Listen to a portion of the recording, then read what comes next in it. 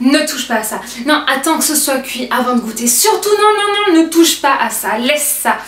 Parfois, sans nous en rendre compte, nous donnons énormément d'ordre à nos enfants en bas âge.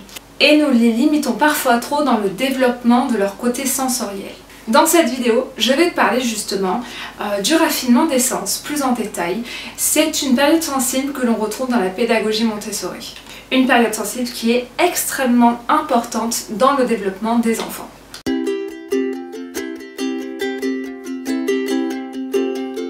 Bonjour et bienvenue sur Vague d'Amour, la chaîne YouTube qui parle de sujets tels que la parentalité et la pédagogie Montessori. Si ces sujets t'intéressent, n'hésite surtout pas à t'abonner à ma chaîne YouTube et à activer les notifications pour être tenu au courant des prochaines vidéos mises en ligne. Je m'appelle Kelly et aujourd'hui nous allons justement parler de cette période sensible du raffinement des sens. Et nous allons voir ensemble comment faire pour accompagner notre enfant dans cette période sensible. Alors pour commencer, peut-être que nous allons dans un premier temps définir ensemble ce qu'est une période sensible. Si tu n'as pas encore regardé les autres vidéos de ma chaîne, je t'invite à les regarder. Elles se trouvent au-dessus, je te mets un petit lien sur une autre période sensible. Dedans j'explique déjà ce que c'est, mais je vais te faire un petit rappel rapide. Donc en fait, c'est tout simplement une période pendant laquelle l'enfant va développer certaines compétences beaucoup plus facilement, va avoir certains comportements qui lui permettront donc d'acquérir ces nouvelles compétences et de mieux appréhender le monde qui l'entoure. Si l'environnement le soutient dans ça, ça va se faire de façon vraiment très rapide et très aisée. Donc notre mission à nous en tant que parents ou qu'accompagnants d'enfants, comme éducateurs, professeurs, etc., ça va être vraiment d'accompagner les enfants dans ces périodes sensibles pour qu'ils puissent faire leurs apprentissages le plus simplement possible. Donc on se rend compte déjà in utero que l'enfant va avoir de très nombreuses expériences sensorielles, que ce soit au niveau auditif, kinesthésique ou encore gustatif. Il va entendre les voix de sa maman et des autres personnes qui l'entourent.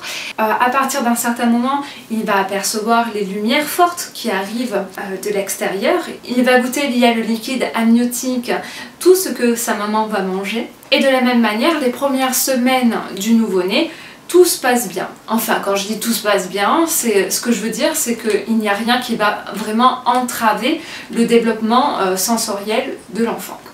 Rien qui va l'empêcher concrètement d'entendre ou de sentir les choses. Les choses vont plutôt commencer à se corser parfois au moment où l'enfant va justement commencer à agir sur son monde, à partir à la conquête sensorielle de celui-ci.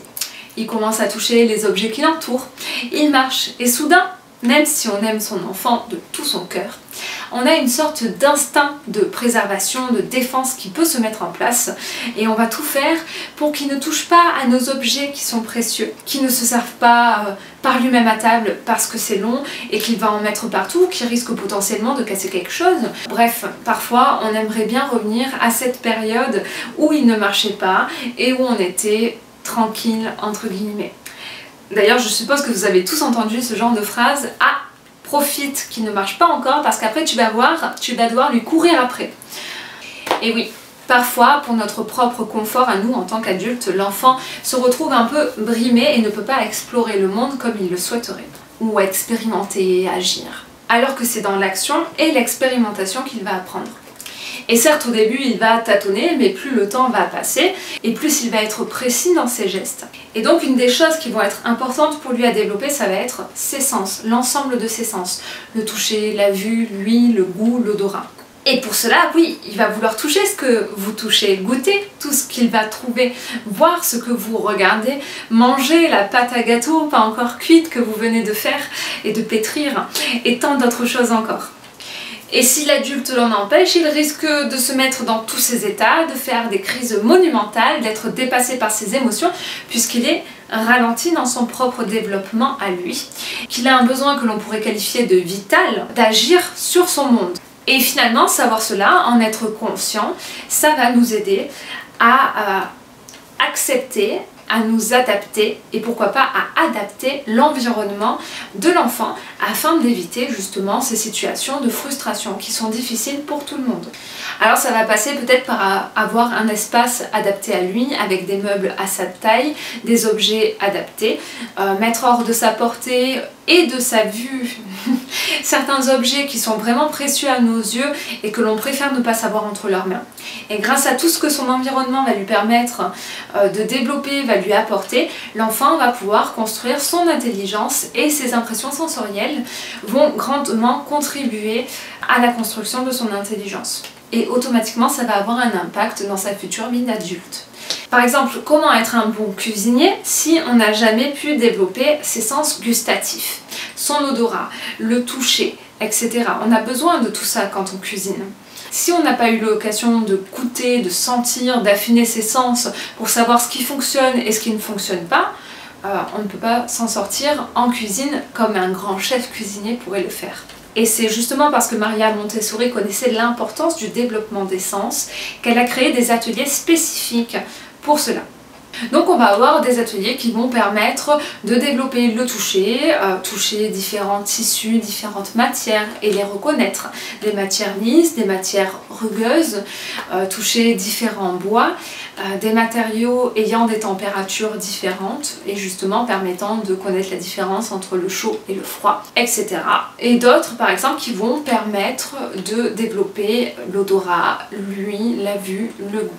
Maria Montessori avait aussi remarqué que les enfants apprécient les beaux matériaux, les matières nobles telles que le bois par exemple. Et c'est pour cela qu'elle a mis un grand soin dans la fabrication de son matériel. Donc chez soi, sans forcément dédier tout un espace à cela, ou avoir du matériel spécifiquement Montessori, si votre enfant a l'occasion de participer à la vie de tous les jours, il va forcément pouvoir développer tous ses sens. Et vous pourrez l'accompagner dans cette découverte-là.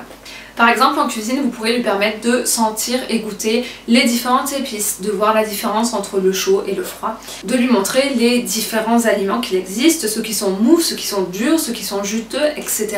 Le laisser pétrir la pâte et donc développer sa motricité, mais aussi affiner ses perceptions sensorielles. De la même manière, en jouant dehors, dans la terre, dans le sable, dans la boue, avec de l'eau, il va pouvoir découvrir les matières qui l'entourent.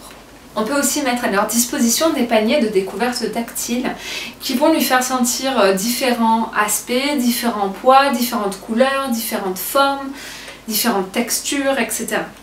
Je suis en train de penser, vous pouvez aussi mettre dans son environnement des boîtes à odeurs, des boîtes à sons, et en fait il y a tellement d'autres manières de l'aider à développer ses sens. Et d'ailleurs, vous au quotidien, comment vous faites pour l'aider à développer ses sens, de quelle manière? Est-ce que vous avez mis des petits ateliers en place? Est-ce que vous avez des petits rituels que vous faites et qui lui permettent vraiment de développer toutes ces choses-là? Est-ce que vous avez des astuces à nous partager? Si c'est le cas, n'hésitez surtout pas à le faire en commentaire, ce sera très utile et pour moi et pour tous les autres qui écoutent cette vidéo et qui seraient certainement curieux d'avoir d'autres petites astuces comme ça pour les aider. Voilà, c'est tout pour aujourd'hui, pour cette vidéo. J'espère que ça vous a plu. Si c'est le cas, n'hésitez pas à mettre un petit pouce bleu, ça m'encourage dans le travail que je fais, dans la régularité que je mets à vous poster des vidéos chaque semaine. J'espère vraiment que ça vous apporte des choses dans votre quotidien à vous, des nouvelles pistes pour pouvoir accompagner au mieux vos enfants. Et donc n'hésitez pas à le manifester avec des petits pouces bleus, ça fera toujours plaisir. Voilà, en attendant la semaine prochaine, je vous souhaite une très belle journée et une très belle semaine et je vous dis à très vite. Ciao ciao!